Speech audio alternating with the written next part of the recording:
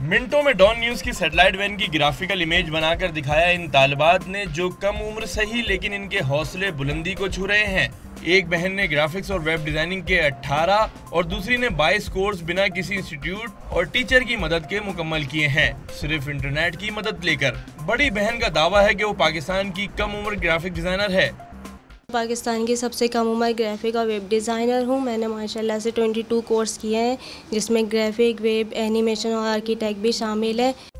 घरेलू तंगदस्ती को बालाए ताक रखकर इन तालिबात का ये हौसला यकीनी तौर पर तारीफ का हकदार है। लेकिन क्या करें, ये वो नज़रअंदाज तबका है जो अरबाब इख्तियार की नज़रों से ओझल है।